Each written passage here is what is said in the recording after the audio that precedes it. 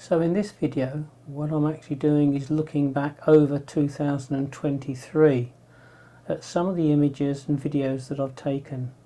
It's been a fairly productive year, taken lots of shots, and I've produced 12 YouTube videos. So in this video what I'm doing is I've picked out what I consider to be my 12 favourite shots, and at the end of the video I'm going to narrow it down to the best 3. And I'll put them in reverse order. Be interesting to see whether or not you agree, whether you think they are the best pictures. So please leave comments as to which ones you prefer. So just to take an opportunity here to also thank everyone who's watched my videos over the year, everyone that's subscribed, and everyone who's left comments. I do read all the comments and try to answer them. So let's look at some pictures and see what you think. Starting off with number 12, green woodpecker. This shot was taken from the low level opening at my hide. It was taken using the OM1, as are all the pictures in this video. This male green woodpecker came down to some apples that I'd put out to attract fieldfares and redwings. I didn't know that green woodpeckers ate apples, but I suppose when it's cold and there's not much food about, birds will eat anything they can find. This was a shot taken from one of my YouTube videos which show the hide and the low level opening. Number 11, Fieldfare. Another shot that was taken early on in the year from the same hide. This image was taken using the OM1 combined with the 150 to 400mm lens. The previous summer I had spent some time enlarging the hide so that it could take 2 people, and whilst rebuilding it I had put a low level opening in. This allowed me to get ground level shots from a sitting position.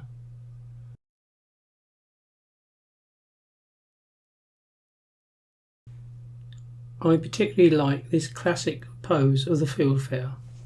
Number 10, Starlings fighting. Another low level hide shot, but this time an action shot using ProCap SH2. What you cannot see in the picture is behind the clump of dead grass is some bread paste. This is what is enticing the birds down to feed. The bird on the right was happily feeding, and the bird on the left flew in. As this happened, they both flew up into the air.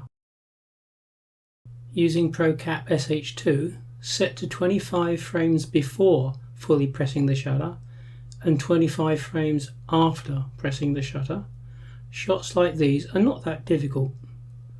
These type of shots are not down to my particular skill, more down to the technology that's in the OM1. Number 9, woodpecker in flight. This shot of a woodpecker in flight was a shot I was particularly pleased with. Again, it was another ProCap SH2 shot, taken from the ground level opening at my hide. These sort of shots only work when the bird is flying either parallel to the hide, either left or right, or, as on this rare occasion, when the birds fly directly towards the hide. When something startles the birds, they will often fly away from the hide. This means all you get is a back view of the bird as it's flying away. On this occasion, the sparrowhawk flew in, and for the birds to escape they had to fly towards the hide. This sequence of shots are part of the burst of images taken using ProCap SH2.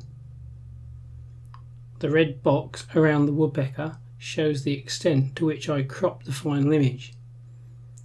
Even with this bigger crop, the image still prints beautifully to A3. This is part of the sequence as the bird takes off.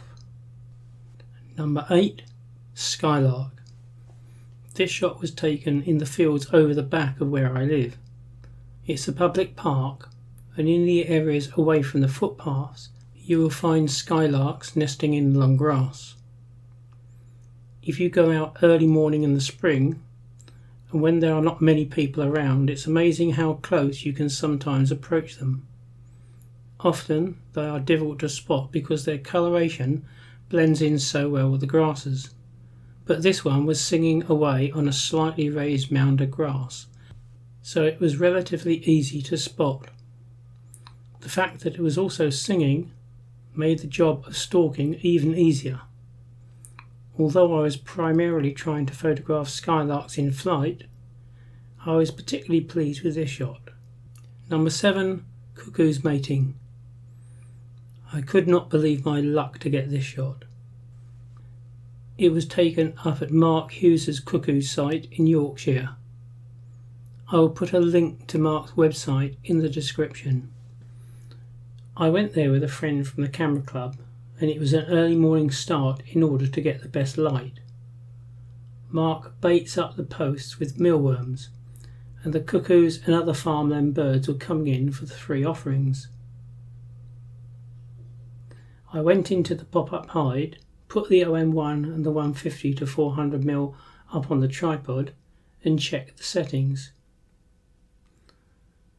As soon as I'd switched the camera on, a female cuckoo landed on the post directly in front of my hide. Almost immediately, the male landed on top of her and they mated. This only lasted for the briefest part of a second, but using the 50 frames per second of SH2, I obtained a whole sequence of shots of the mating. Number 6, Kestrel and Jay confrontation. This shot of a Kestrel and Jay fighting was taken at Yorkshire Photography Hides. This location is a paid-for setup and is probably the best place in the UK to photograph kestrels. As well as kestrels, you do get other birds there, and jays and magpies will occasionally come in to steal the dead mice that we'd put out to attract the kestrel. On this occasion, the jay was on the fence post trying to steal the kestrel's food.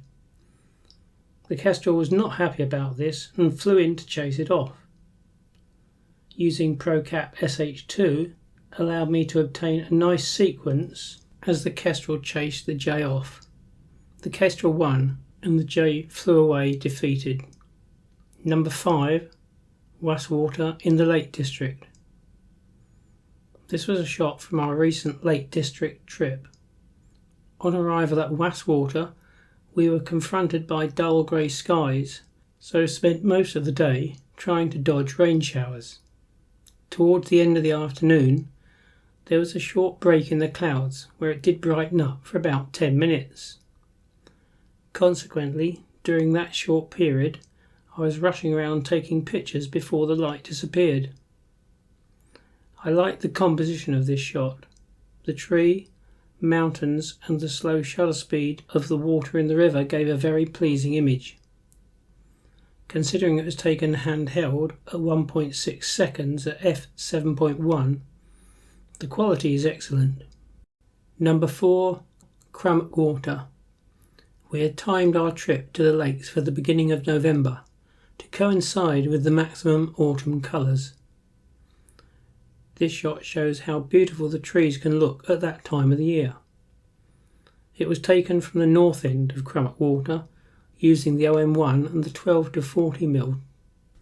I liked the colours, the clouds, and because the water was like a mill pond, I could easily get the clouds and mountains reflected in the lake. Number 3, Early Morning Mist in the Nadell Valley, Lake District. This was an early morning shot taken at Castle Rig Stone Circle. I arrived at 6:45 AM in the hope of getting a sunrise, and as I parked up, there were 2 other cars already parked. On walking towards the stones, I was surprised not to see any photographers, and then I realised that they were in fact over on the far side near the stone wall and gate. As soon as I reached them, I could see why. The bottom of the Nadell Valley was coated in mist, and I took pictures with both wide angle and the telephoto lens. Although I liked both types of shots, I liked the telephoto lens in this image the most. Number 2, Curlew in Flight. In June, I joined other members of the RPS Nature Group for a weekend's photography in North Norfolk. On the Saturday afternoon, we all went down to the shoreline at Titchwell to photograph wading birds. As the tide receded, godwits, dunlin, oystercatcher and curlew were feeding on the exposed shoreline. Although I took lots of shots of the waders as they were feeding, this shot of a curlew in flight was the shot that I liked best. I saw it flying in from my right hand side, and using the OM1, the 150-400 with the 1.25 extender, I locked onto it and panned with the bird as it flew past. I was using 50 frames per second of SH2, so obtaining a nice sequence of flight shots was not difficult. Although I had a number of images to choose from, there was only one frame where the curlew had its beak open. Number 1, Avocets seeing off egret. This was another shot taken from the Nature Group weekend, but this time taken from the Bishop's Hide at Cly. There were lots of birds in front of the hide, and this was an action shot as 2 avocets chased off an egret. The avocets had a young chick nearby, and they were getting quite agitated as the egret came closer to the chick. When the egret got too close, the avocets both went into attack mode. Again, the fast burst of SH2 on the OM1 allowed me to get a series of shots as they chased the egret away. So which are my favourite 3 pictures of 2023? I will list my 3 favourite images in reverse order. So coming in at number 3 is Early Morning Mist in the Dal Valley, Lake District. I had chosen this because I can remember the feeling that I got that morning as I looked down into the valley and saw the trees coated in the beautiful mist. Number 2, Cuckoos mating. I deliberated for some while as to whether to have this as my first place picture. It's such a rare shot, and I was so fortunate to have them both facing towards the hide as I took the pictures. So coming in at number 1 and my favourite shot of 2023, Starlings fighting.